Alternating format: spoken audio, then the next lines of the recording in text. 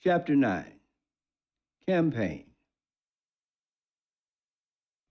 The next few months proved as hectic as any of his combat days. He hadn't realized how campaigning would be so physically demanding.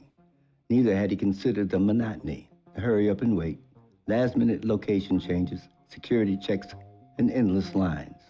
It was a lot, like the Marines.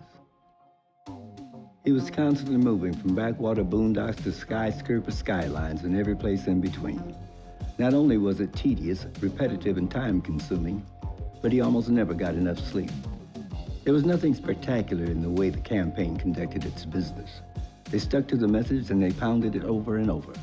Everhart considered his campaign speeches like sermons, and he delivered them with the same aplomb that had successfully endeared him to millions. Everhart's unlikely recruitment was due to the untimely death of the Democratic incumbent. In the latter part of his first term, while gearing up for re-election, the late commander-in-chief found himself embroiled in a major scandal. The allegations against him were that he'd compromised national security by illegally negotiating secret peace agreements with terms favorable to Islamic nations. It wasn't true, but that didn't matter. While he certainly hadn't made any secret deals, the president was in fact interested in what he called fair solutions to the Mideast challenge. This position didn't suit the plans of his adversaries. They'd initially thought it would be easy to get rid of him. He wasn't particularly popular. He'd presided over a basically flat economy at home, and he hadn't been particularly successful in advancing U.S. interests abroad. The peace and prosperity sentiments that had brought him to the White House had settled into the malaise of routine, and the public tide of social protest had faded out due to their own fatigue. Without serious popular support, the president's enemies thought the allegations of appeasement would be enough to ruin his re-election bid. But the president proved more resilient than expected. Even though he was under constant accusation and the threat of impeachment, he'd refused to resign. He had good reason to fight back. He could prove that his adversaries had helped facilitate the sale of banned technologies to the very states he was accused of appeasing. He'd scheduled a press conference to reveal their subterfuge, but hours before the broadcast, he'd suffered a fatal heart attack. Conspiracy theories flourished, but nothing could be proved, and nothing gained traction.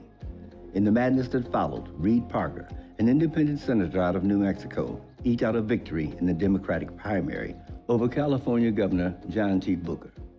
Parker owed his razor-thin victory more to Angus Kellogg's proficiency in dirty tricks than to the public's acceptance of his quasi-progressive politics. The Republican strategy had been simple. In a general election, they'd rather face an independent from a small population state rather than a popular governor from a financial juggernaut. To that end, Kellogg resorted to chicanery to undermine Booker's aspirations. He began by disseminating disinformation that named the pro-Israel group AIPAC as the main financial and strategic backers behind Booker's candidacy. The governor of California, left to his own devices, will put every office in the system on the block. He will turn the entire U.S. federal government into a Jewtown bazaar. Whatever office you want, he can get it for you. Oh, Sam! Playing to the lowest human instincts was Kellogg's most potent weapon.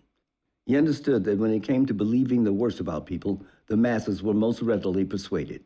Outlandish stories flooded social media, supermarket checkout lines, and certain news outlets. The most outrageous attack was an internet-hyped series of stories accusing Booker of necrophilia with the corpses of Hollywood celebrities. One tale had him in the city morgue, dressed in drag, holding a decapitated head in his lap. The caption described him as singing both parts of the Dolly Parton-Kenny Rogers hit, Islands in the Stream. The more outrageous the claim, the more it circulated. The camel's back broke late in the primaries when an audio tape purporting to be Booker mysteriously surfaced at major news outlets across the country.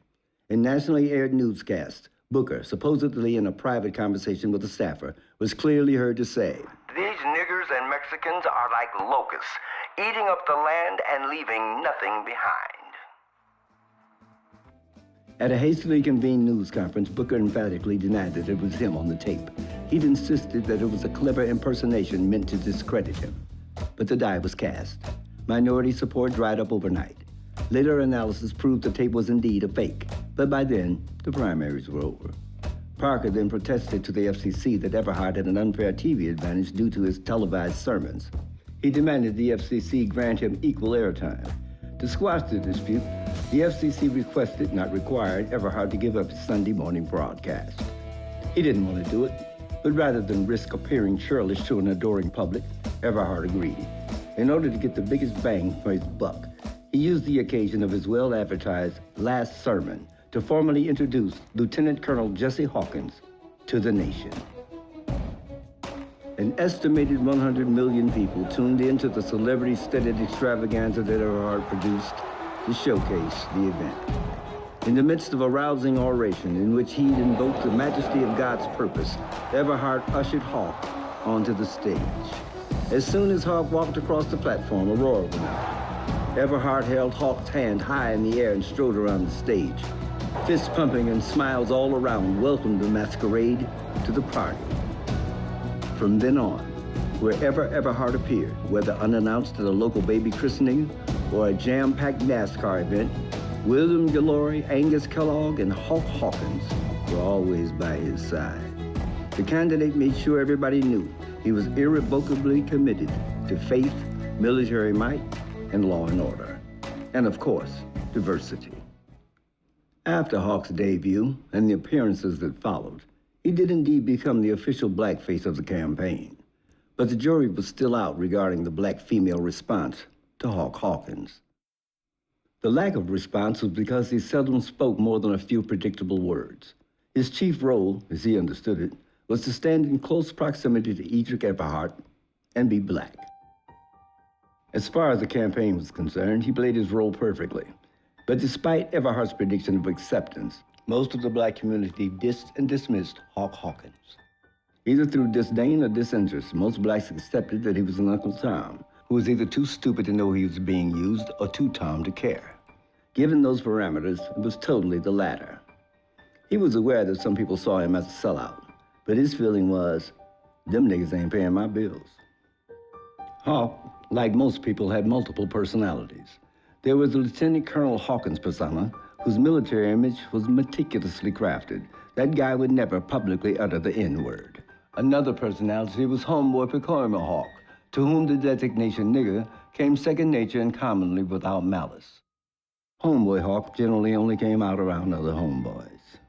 Then there was Hawk the confident, steadfast rock, who always did the right thing. This was his go-to entity, his home page. But last and also least was the real Jesse, the guy he barely knew. He hadn't spent much time deeply analyzing himself. He never asked himself the existential questions concerning his deepest desires, what he wanted to leave behind, how he wanted to be remembered. A lot of what he did, he'd done for two basic reasons: because it was expected and because he could. He'd been many things to many people for many reasons, but they weren't his reasons. He'd primarily acted out of a sense of duty, first to his mother, then to his teammates, and finally to the Marines. His personal ambitions were basic. He didn't want to rule the world or be the richest man in it. He was just a regular Joe with reasonable mental and exceptional physical skills. All he really wanted was to find a girl and live in peace. His mother was the primary reason he was the way he was. With no man in the house, he'd been her primary emotional support. Because he knew how much she depended on him, he never wanted to disappoint her. He'd felt the same way about his teammates and later his comrades in arms. Whoever he was involved with could always count on him to hold it down. But even though he had always set his own goals, he'd always been within someone else's parameters. Subtleties, like examining the rationale of compartmentalizing the N-word, had been one of the many areas his schizo personality board of governors had left unexplored. Within the tightly knit community of his personas, there was still some empty lots. He found campaigning in the northeastern states to be the most taxing. New Hampshire, Maine, and the like had presented formidable challenges to his considerable ability to affably bullshit. Luckily, Everhart didn't require him to attend to private fundraisers. Those wealthy donors didn't need to be persuaded by delusions of diversity in order to hitch their wagons to Everhart's star. Hawk was most at ease when they'd stomped in the South, because he was able to blend in. After making his obligatory appearances, he'd faded to some hole-in-the-wall black establishment where once he took off the uniform, he became invisible. At least in the southern states, the race card lay more openly on the table. He preferred the direct approach over experiences like Concord.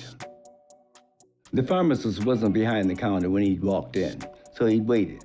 While he stood there, a white patron entered and stepped up to the counter. When the pharmacist returned, the guy ordered a head of Hawk. "I think I was first," Hawk said. The pharmacist continued to wait on the other guy.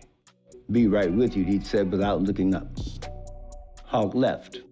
Walking back to the hotel, he'd run into a guy on the street who'd lowered his head and hawked a loogie at Hawk's feet when they'd passed. Hawk kept walking. Incidents like the pharmacy thing happened all the time, but it had been a while since he'd encountered vulgarity like the spitters.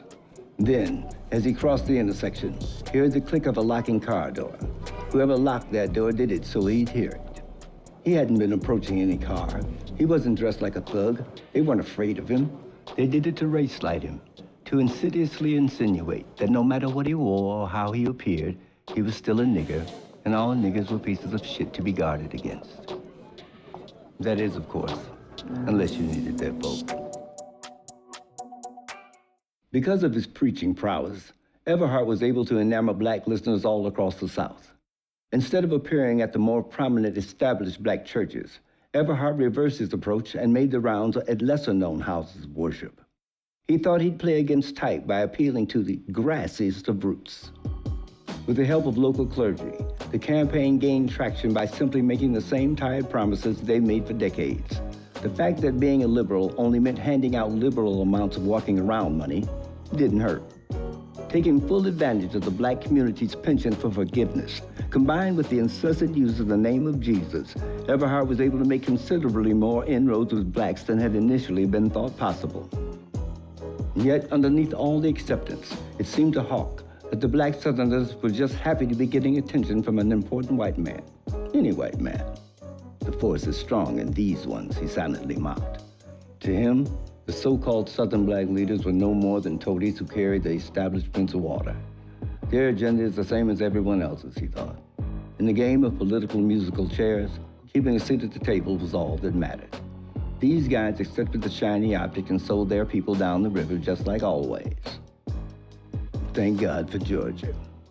But he still identified. By mid-October, the constant traipsing from city to city, eating little and sleeping less, had taken its toll. With Everhart gaining in the polls, Hawk requested and received a few days R&R. He was exhausted when he got to the apartment. It was after midnight when he wondered how Everhart managed to stay so up. He can't be in better shape than I am, he thought. But no matter about Everhart, Hawk needed a break. He fell across the bed fully dressed and passed out. It was early afternoon when he finally stirred. When he stepped out of the shower, the mirror ridiculed him. He needed a haircut. Knowing there was only beer in the fridge, he decided to walk the few blocks to Johnny's pastrami before heading to the barbershop. The thought of the neighborhood staple brought a smile to his face. Strolling down West Adams Boulevard, his heart dropped as he approached Johnny's walk-up service window. It was covered with plywood.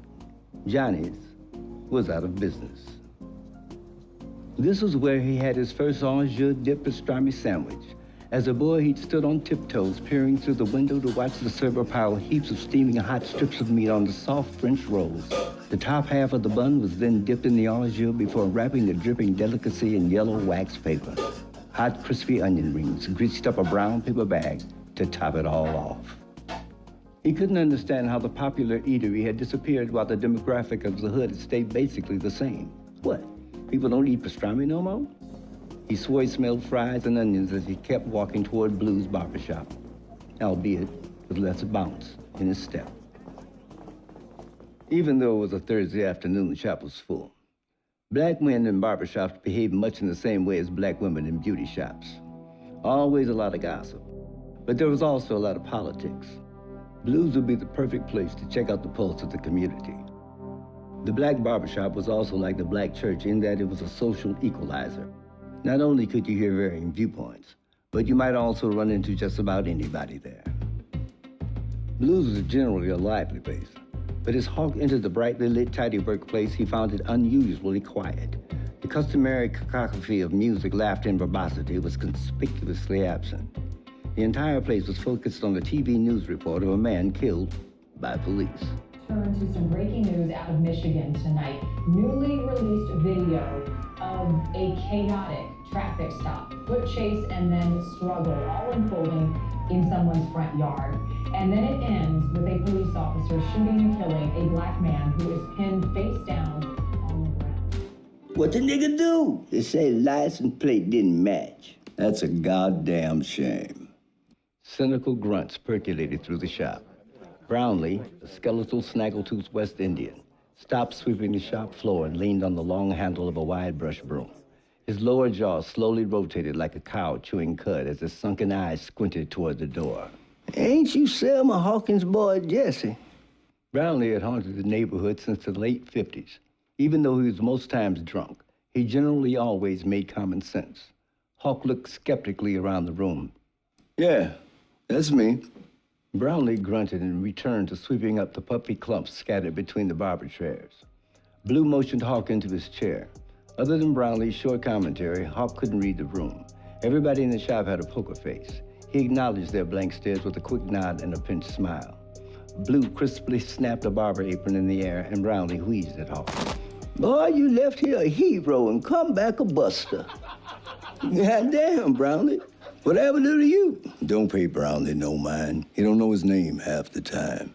Shop owner Blue, a rotund 6-footer with the tapered fingers of an artist, draped the apron around Hawk's neck and deftly fastened it in one fell swoop. I know more than you think I know. I know this boy ran away with the Pac-10 when he played for SC, and I know he ran away from us when he signed on with that fake-ass preacher. I know that much. When it came to disrespect, Concord, New Hampshire ain't had nothing on Blue's barbershop. Hawk straightened in the chair.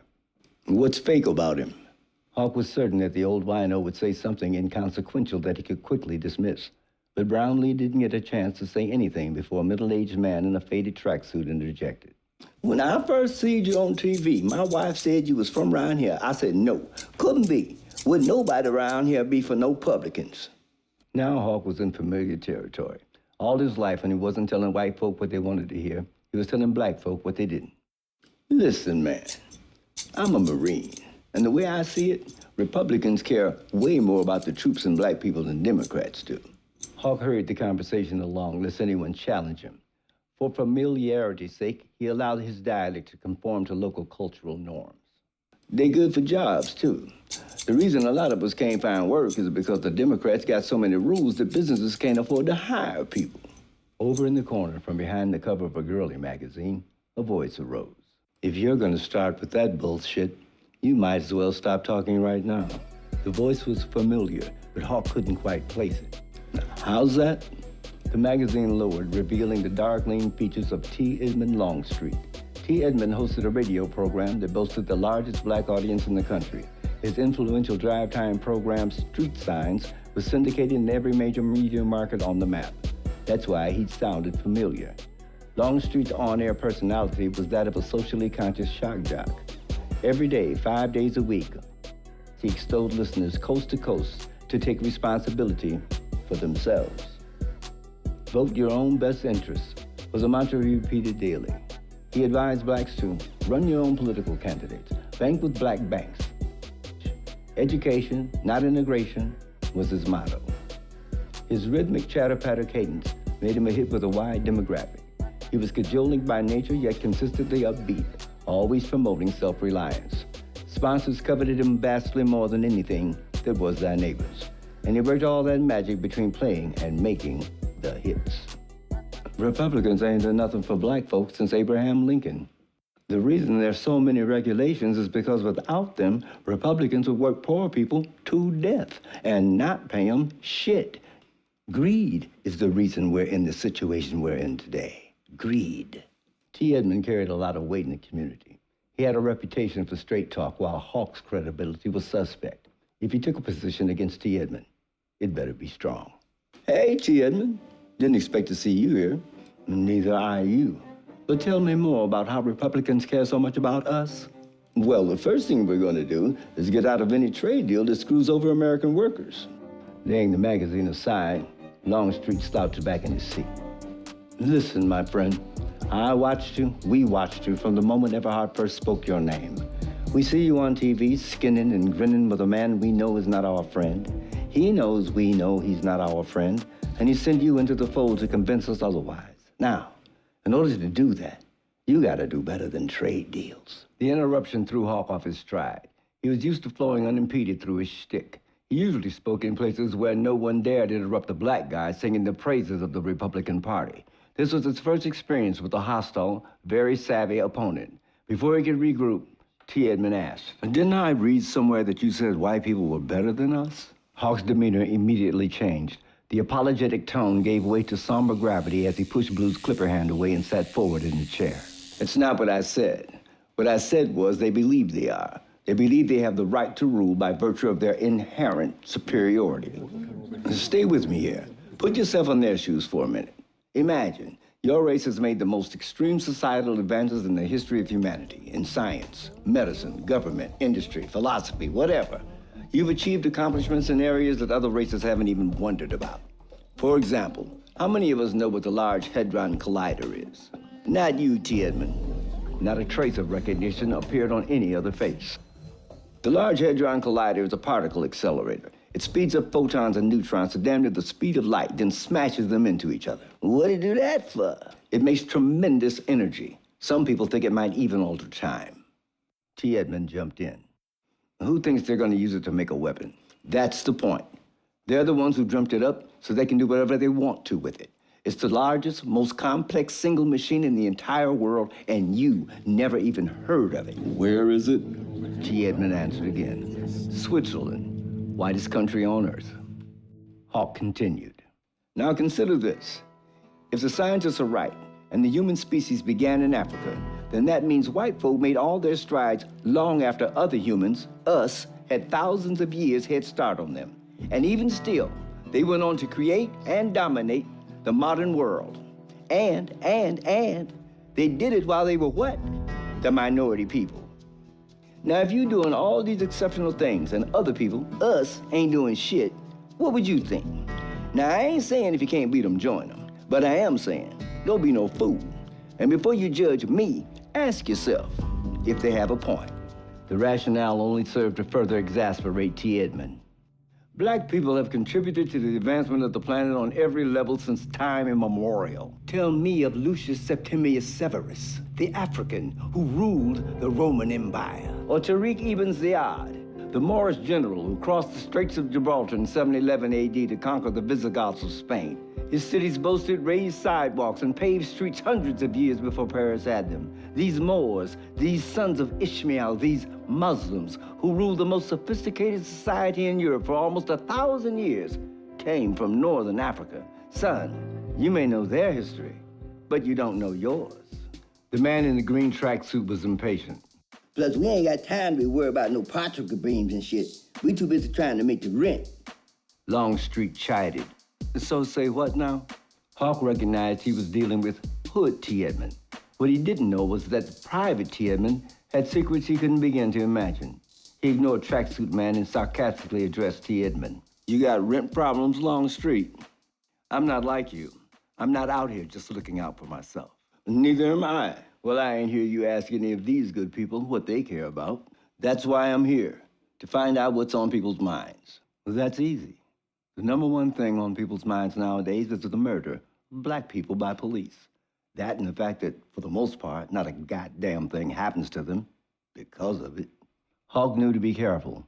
These men weren't going to listen to any bullshit on this subject. The problem was, all he had to offer was bullshit. He had to play the cards he held, so he just went with it. That's because the shootings fell within departmental guidelines. He didn't expect it to fly, but at least it wasn't a lie. A burl wrinkled T. Edmond's otherwise smooth brow. Well, tell me this. What guidelines got to do with black activists turning up dead in burnt-out cars in Ferguson? Or black judges turning up dead in the Hudson River? Turning up dead on their front doorsteps in Chicago? What guidelines got to do with black women being hung in jail cells? If those are the guidelines, what's your boy gonna do about changing the guidance? Hawk attempted to project a confidence he didn't have. I have his ear. He'll listen to me. No, he won't. But tell him this anyway. We done. We ain't taking it no more.